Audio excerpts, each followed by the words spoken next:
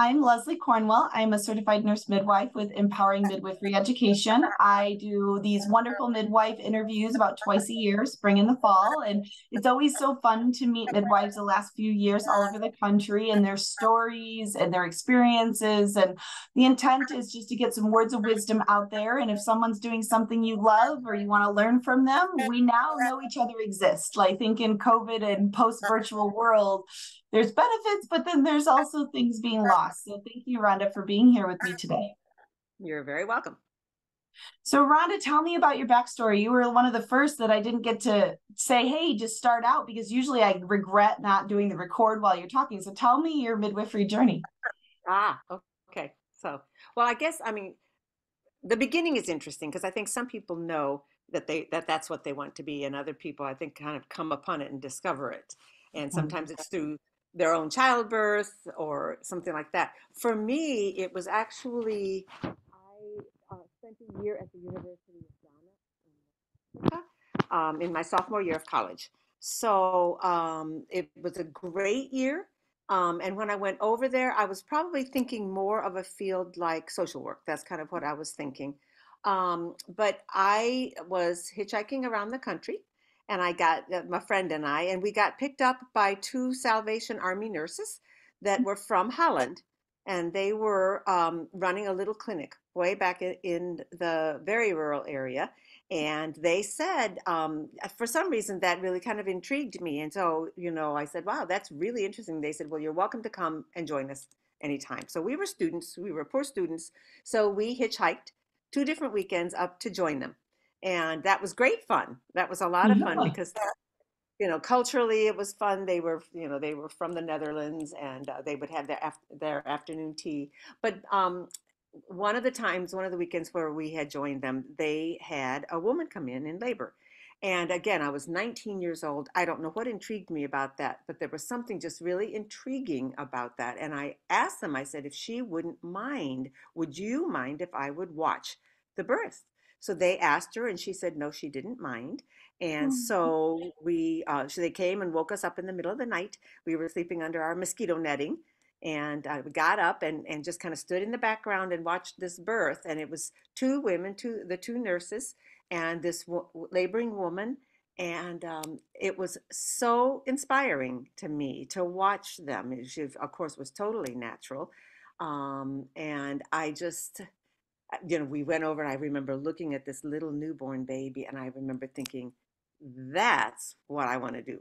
And so I had to change everything. I had to change all the courses I was taking because I was much heavier into kind of the social sciences and psychology and sociology and things like that. And so then I had to go back and take an chemistry and statistics and all those things that I had not been taking, the hard sciences. It took a while, and so because that took me into just a nursing school. So on the way to making sure that that's what I wanted to do, since I had never been interested in a medical field at all, I went down and lived in Puerto Rico for 10 months and worked at a hospital, a very rural hospital down there in the mountains, and loved it. So I worked as just a nurse's aide, and I thought, this is exactly what I'd like to do. This was more just a regular nursing, but even that was fascinating to me. I didn't know that was going to be. So anyway, so then I looked into programs. Actually, the head nurse in Puerto Rico, she was Puerto Rican, and she was very helpful. She said, you've gotten enough background in terms of now the classes that you've taken is you shouldn't get a 2 or 3 year degree. You should really get your BSN, because with this, with the same amount of work, you can end up with the BSN because you have all these other elective courses you've taken.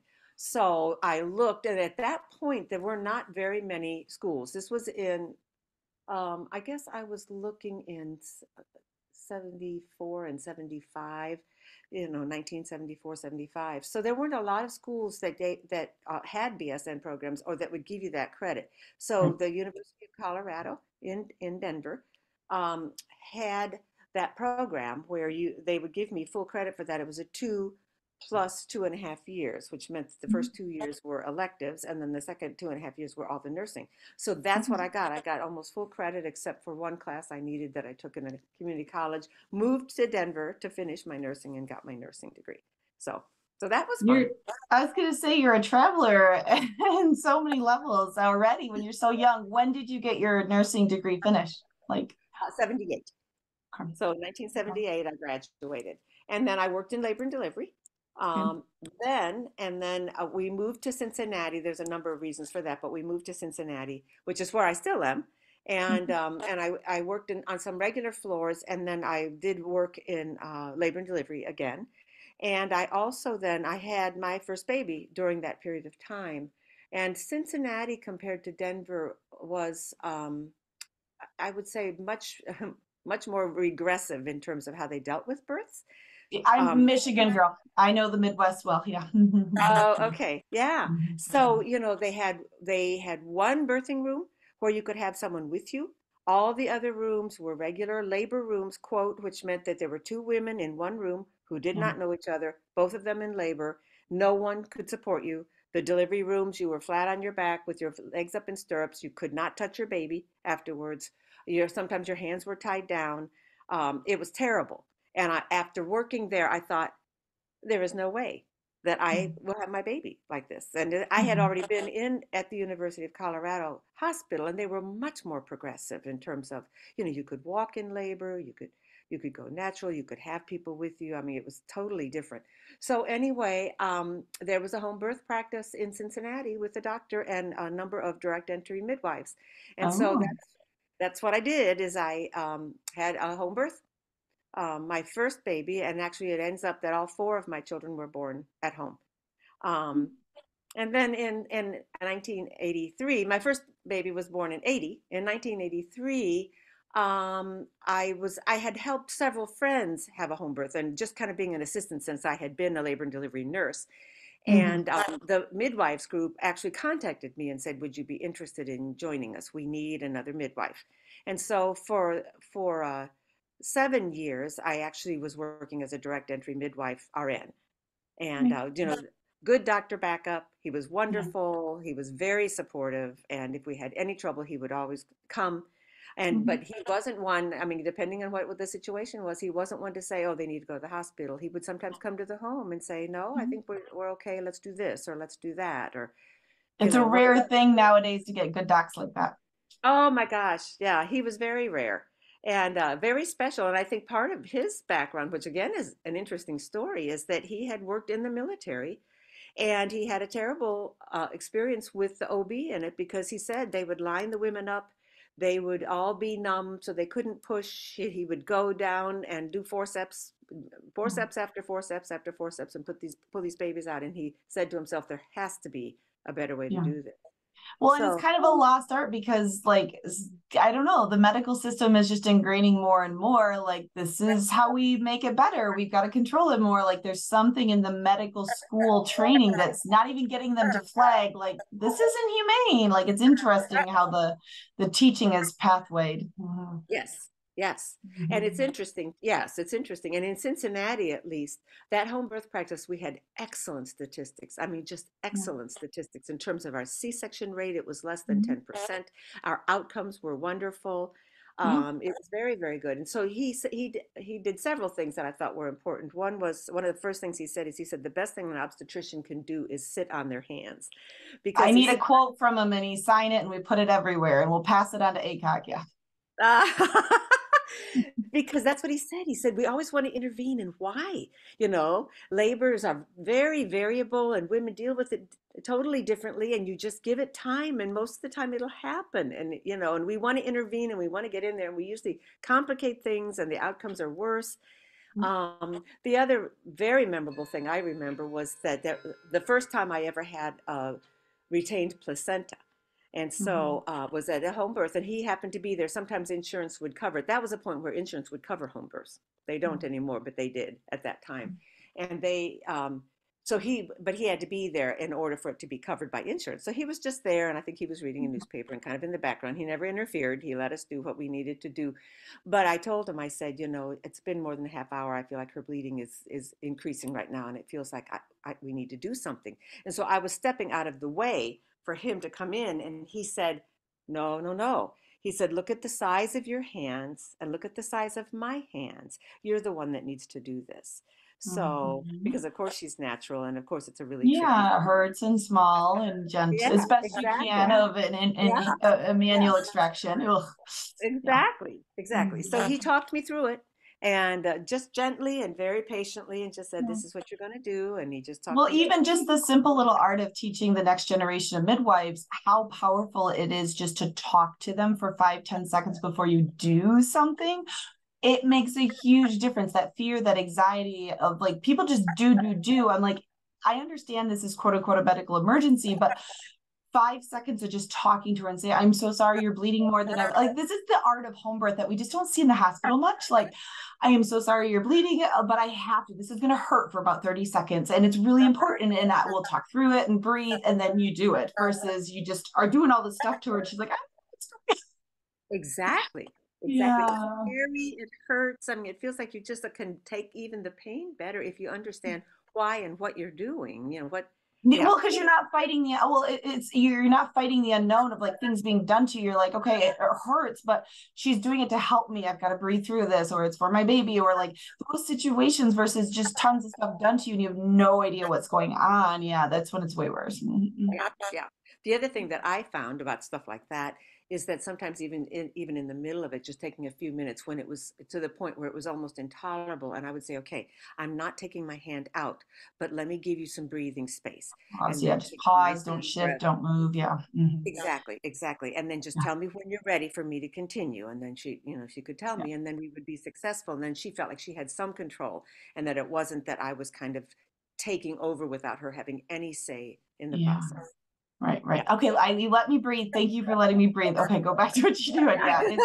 Exactly. Even just the little things of like the so many variations of opinions of like perineal massage and touching the perineum and like I'm like just if you're gonna put a hand there for guidance, don't wiggle around. Don't like some women like just a little gentle on the base of the perineum for guidance, but it doesn't mean you're going in, you're moving all over the place. You're just putting gentle guidance. Like those little art things are being lost. They're not taught in school. It's if you did Exactly. clinical home births or you had a good practicing midwife, you're taught those little art things. So that's what I want these words of wisdoms from you. Thank you, Rhonda. You're very welcome. Yeah. Well, and another time it was interesting. It wasn't at home, but then I did go back to school after 7 years, and I did get my master's degree and my degree from at that point, Frontier Nursing gave me the certification as a nurse midwife, and I went on to CASE, which gave me all the credit for the certification, and I needed 3 more courses to be able to count it as a master's. So it was a really very nice, a mutual benefit to I think both schools and to all of us students to be able to do that. But Yeah. anyway, so then I did home and hospital births for several years, and then just because I had 4 children and uh, I moved more to a practice that was a hospital birth practice with more physicians. Like the midwives practice was all midwives and one backup physician. And then at one point, I think he got another. We had two physicians as backup as the practice got bigger. 1980 was the year of the most home births, and I think that was because it was right at the transition where hospitals hadn't changed, and women were changing and saying no, we want a different birth situation. We have got to change this. And so we had the highest number of home births. And then I know hospitals were saying, okay, we need to change. We need to allow support people in. We need to let women hold their babies. It was like we can leave them in their beds. So, we can change the kind of beds. And yeah, I think it was a huge change here. Yeah. But one of the other things I think about, which I thought was interesting, was one of the times as a midwife in the hospital, there was a doctor, a resident from Nigeria who was getting trained because he was going to go back and work in Nigeria. And I had been to Ghana and Nigeria. So we had talked, so we had kind of gotten close. And so he came to me at one of the times when I was there for a birth, and he said, do you mind if I watch a natural birth with you? Because he said, when I go back to Nigeria, a lot of the births are going to be natural. And I Yes. need to know how to deal with things because I Take feel like care right of now, them. yeah, it's a whole different way of doing it. And we're not going to have epidurals in a lot of the places Mhm. where I'm going to practice. And I said, absolutely. Let me ask the woman. And if she's okay with it. And of course she was. And it happened to be that it was a retained placenta. So it was actually perfect because Mhm. that's what, so I could talk You you got through. to show a collaboration model as well as normal. Yes.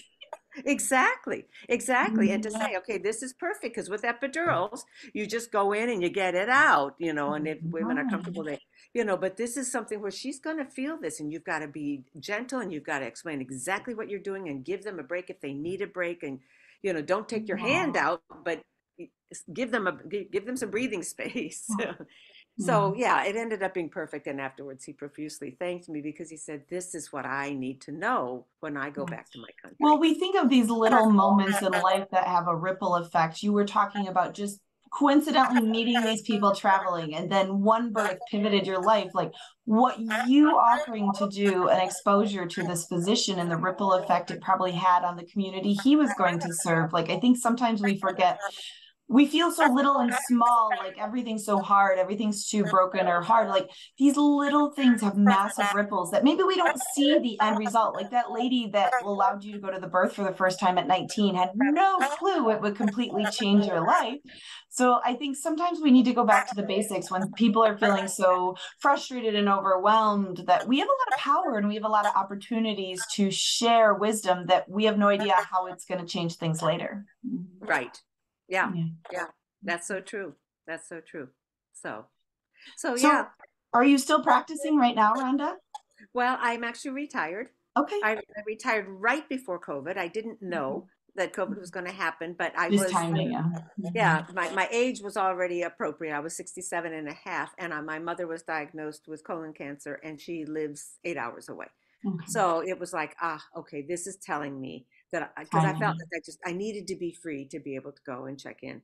Yeah. I also did a lot of gynecology, which I ended up really enjoying. It was a lot of fun because a lot of the women, of course, nurse midwives can do that anyway, but it was then the practice became almost strongly gynecological in the last few years. But I could still see all the women, so many of the women that I had Yeah. been with their births. I could take them through menopause. I did a number of times that, or I got to see some of the daughters that I had actually helped The birth. baby.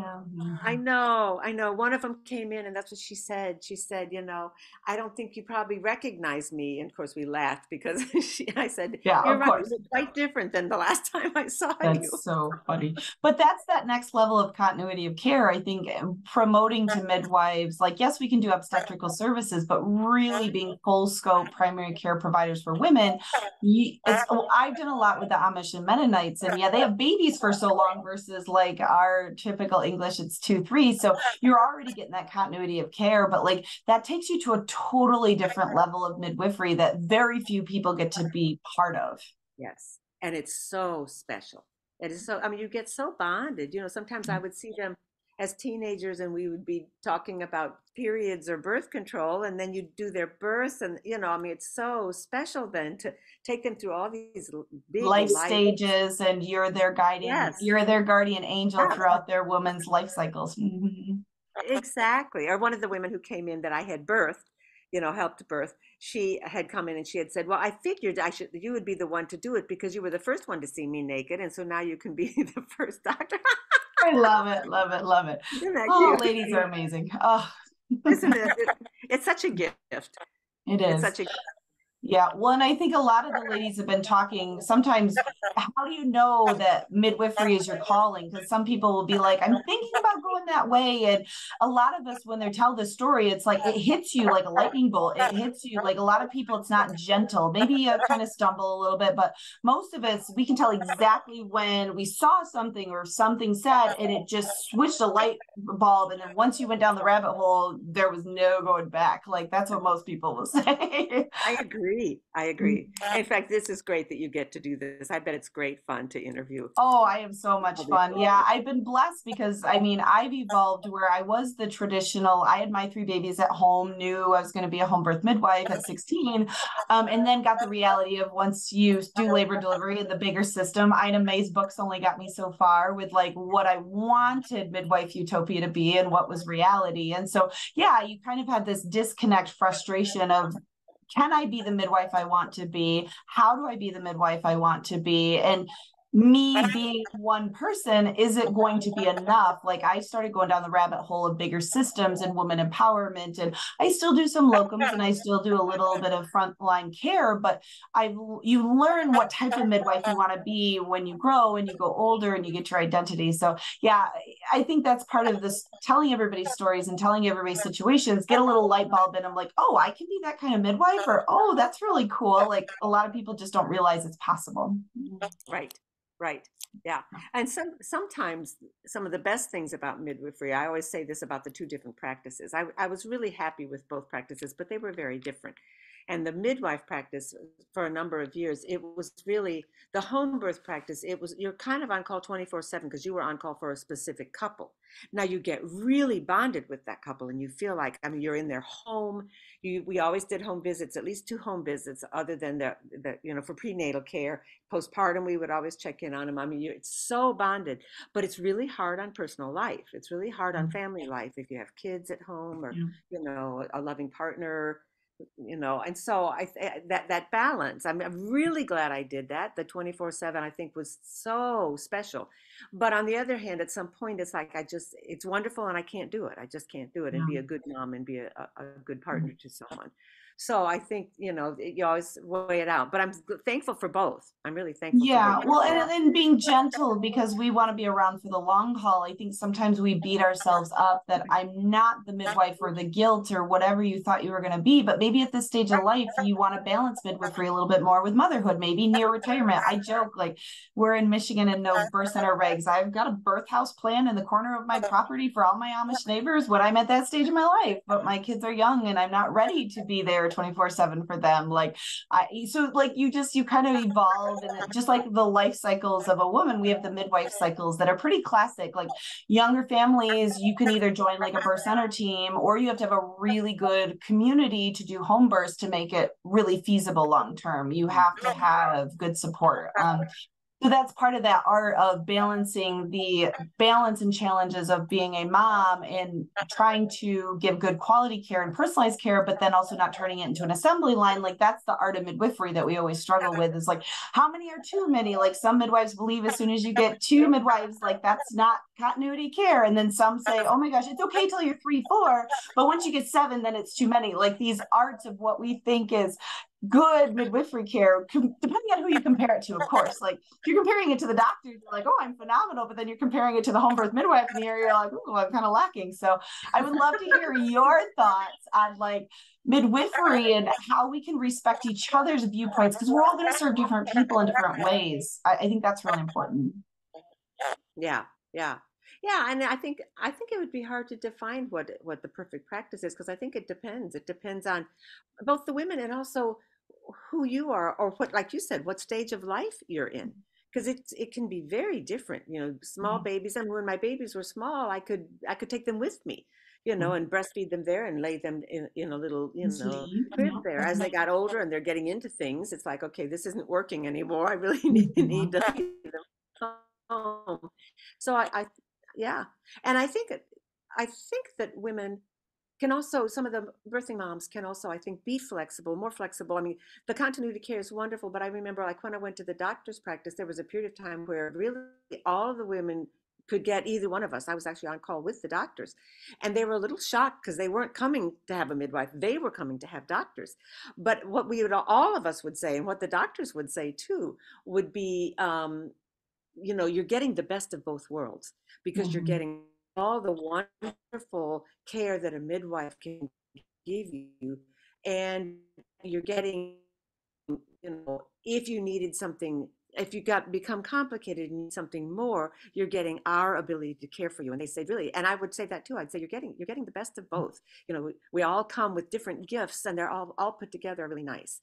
So, it was very Everything different. is about how you present it. I mean, like, I think sometimes it's amazing, like even about students, like I know midwives that never would get a student to be able to go to a birth because it's how they presented it to their clients. Or I had the opposite where I was blown away. These midwives never had a student refuse because it's how they were presented, and it's how those phrases, those are those arts of like turning everything into a positive, turning everything into a benefit versus bringing up that weird little thing or agreeing. Like I think that's part of the art of midwifery too.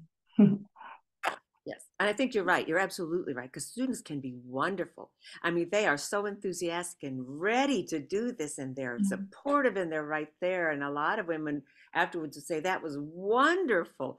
But you're right. If you didn't present it right, they would say, oh, a student? I mean, I don't Yeah, want well, this. a lot of times people say, well, she wanted a home birth. She doesn't want a lot of people there. But I said, who's ever going to show them normal ever in their life if we don't? I joked with my home births. I was labor and delivery nurse finishing midwifery school. I'll put bleachers up. Anybody want? Like I worked all the way to the end, and the joke was they're going to get me a taxi when I go into labor at work and take me home. And I said, I'll put bleachers in my house. If you guys want to come see normal, you can come see normal. And as long as you look at me the same when I come back from maternity leave, we're okay.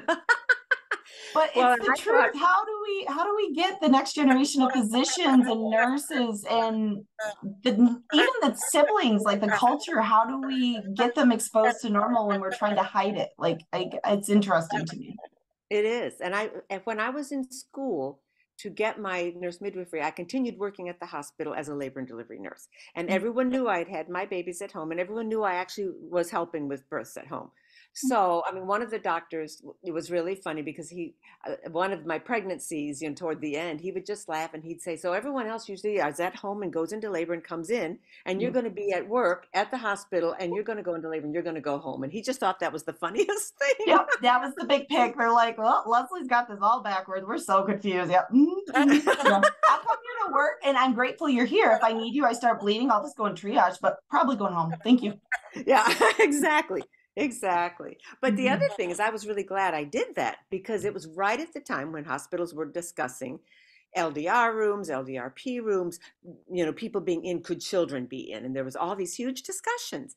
And I would say it's not for us to decide. It's for the woman to decide. Yeah. So yes, there are women who would never want their children there. There are women who want their children there. If they're well prepared, and they have someone who's there for them, not Right, for the right. Yeah. kids, but for them, then if Mhm. the child is not doing well, there's someone there that can take them out. But I said, that's not for us to decide. That's for the family to decide. And as long as it's safe and we know that it's safe, but I was Well, glad to that's be part of there. that segue of just going to the basics of, is this a safety question or is it a fear and bias? Because sometimes the cultural preferences and cultural norms, people just assume it's an evidence or it's a safety. And it's like, I've been blessed to go all over the country in all settings on purpose. Like I just roll my eyes when you're in a town that's isolated and everybody does it a certain way for 10 years and they're all convinced from each other this is the best of the best. But it's interesting, like how do you gently bring in cultural differences without offending people? And some, like you and I play that art of like, we know what it could be like, and some of these nurse midwives that are practicing have never seen a home birth, never truly seen natural. Like I argue you never see a natural birth in the hospital. As soon as they step foot in there, it doesn't matter if they're not medicated, they're truly not going to be instinctual like they would be at home. So they don't get to see that. It's unknown. Yeah, yeah. No, you're absolutely right. And a lot of times it's just a prejudice. It's that they would not want their children there. And I say that's fine. Yeah. But Yeah. that doesn't mean that other people can't do that, Right. Yeah. and we would have these huge discussions about all of that, and what, Yeah. yeah. So I was glad to be part of that because I feel like I could present it differently and say, I've seen children at birth and they do wonderfully and they're excited Yeah. and it bonds them to the baby. Doesn't mean everyone has to have it, but it also doesn't mean someone shouldn't have it. Right. Well, and part of the art, like I learned over time being a W-2'd employed midwife in the hospital was very, very hard because I usually like didn't play nice. I asked a lot of questions. I wasn't a good employee. quickly. But locum was perfect for me because they had me for 3 months. They were super short staffed. I was professional, but there was a few situations where they're just talking home birth midwives are psychotic and crazy, and whoever chooses that is nuts. So then I would quietly pull that person to the side and say, well, I actually chose that. Do you feel like I'm a nuts, crazy person? Because I think we should have a conversation about this. Like, because I also knew I didn't have to work with them for years and years. And hopefully, like, instead of just calling him out at the moment, but like, you never know who's around you. You never, like, this, like, so those are those little opportunities of ripple effects that I'm like, okay, well, whether they get offended, but I was like, this is those opportunities that are little, but it's the art of doing it very gently, where you're not just arrogant and starting to get aggressive and belittling people. But how do we open up eyes gently? How do we open up eyes to possibilities? And it's hard sometimes. Yeah, yeah. The Yeah. other thing that I remember, it's the same kind of thing that working with the nurses, and that was that I got tired of nurses keeping reminding people that they could have an epidural if they wanted it, or they could have pain medication if they wanted it when they would be in pain. And I finally said, look, please put me down as one of the people who will do a session with the nurses about this. Because, and I would say that, I would say, this is like, if someone's on a diet, yes, it's really hard to refuse food, but you wouldn't come in with a plate full of goodies. Chocolate. Are you sure you don't want some of this chocolate? Are you sure? Is they're smelling you Exactly. and they're on a diet and they want to lose weight? Like, that's just mean. Yeah. It is mean, and that's what I would say. Yes, they're going to look like they're in pain. They've chosen to do this, and it's healthy pain, and they have done the classes, and they're ready for it. Don't offer them You're pain not medication. They supporting them in the know. way they want to be supported. Yeah. Exactly. They know it's there. Everyone knows they can get it. Why would you, like your diet thing, why would you remind them at their weak moments that, Yeah. hey, we've got this right here for you if you just want to choose it? Yeah. Well, and a lot of the culture is they really believe they're healthy because no pain is the best way in their personal viewpoints. Like it's a lot of people will say, oh, I chose an epidural. I think no woman should have pain in labor, and that's just mean or whatever. But we have to pause, and that's why birth plans are so important. I know people start pushing research that she's a higher chance of a C-section if she has a birth plan, and I was like, yeah, because it's how you treat her. It's not the actual birth plan, but it's interesting how like you just get these, like, them having a voice on a piece of paper and you having a relationship advocating. I know a lot of home birth midwives have had trouble. I just interviewed a lady yesterday. For a while the nurses used to think she was mean and torturing her ladies because they'd be begging for an epidural and she'd be telling them no, because they talked all through the pregnancy. When I get to the point of transition and I ask you for my epidural, please, please, please tell me no. They didn't know that part of the story. So all they see is this little glimpse. So I think it's really important for us, the more we can expose each other to situations and understanding, and we just see a little piece and we make our own assumptions of what from that. Yeah, yeah, exactly. And of course, having seen so many unmedicated natural births, a lot of us as midwives know that it's just a little hump and you can Yeah. get her over it. And then she's so pleased, but that Yeah. she needs the encouragement. You're really close. You can do this. You're doing Yeah, great. we're Rather the than, ones at home, like, girl, you're in the home stretch, versus they got this sorry puppy dog face at them, like, oh, I hope I can get the epidural and you fast enough before the baby comes. And you and I are just like, oh, I'm feeling mental pressure. You got yeah. going. And the average person, like, I joked we need to write a book like pain, poop, and something else. Only midwives can get excited about that, or like some silly saying, because it's true. Like, if you know natural birth and you know it's not, you go to a different place, you know where she is in the stages of her labor, and you're empowering her on that part of it. Exactly. Yeah. Exactly. Yeah. Yeah. That's funny. I know. I do think I think we need, like, I'm going to take little scripts and memoirs. We'll put little funny stories and little slogans and things everybody says. But the unique occupation of midwifery, not just for a passion and calling, but the things we can say in our context that we would be slapped any other job, any other scenario or situation. I just smile in my head. I'm like, this is the only time I can say this, and it's totally appropriate. I know. It's true. It's true. Yeah, Yeah. it's funny. I remember one home birth where the woman so wanted to watch her baby come out. She had tried two other times, and just, at that moment, it was so So intense that intense. Yeah. she just couldn't do it. And so she said, please. And I said, okay, we're going to set up mirrors. We're going to do, we're going to try really hard. Same thing. She got to She, that point. you can't Yeah, open and I her said, eyes up this for is it. it. This is Yeah. it. If you're gonna look, you've got to look now. This is really it. I can't. And we just laughed. It's like it was a great idea, but it's okay. You did great. Your births were wonderful. You just couldn't do it, and it's okay. It really Yeah. is okay. But it's the importance that you tried everything in your hardest to meet her wishes the best you could. And it was Yeah. her body. It wasn't you made a choice for her. It wasn't her. It was her situation. And like, I think that's part of the basics of giving rights to women that are little subtle things. I think too many times, like even just doing a vaginal exam, just ripping a sheet open. I don't care if she's an epidural. Like you're touching her most private part of her body. And I get it. Like these little things we just take for granted because we do it all the time, but this is very vulnerable to them. We just sometimes have to step back and pause and I agree. not go on autopilot and habit for some of these things that may be very aggressive, but we don't realize it. Yes. Yeah, exactly. Yeah. Exactly. So So, Rhonda, I definitely could talk to you for hours and hours. You are just like my kind of midwife jam. Are there any words of wisdom for the midwives listening to this or aspiring with midwives? I always end with just kind of any pearls or gems you have. oh my.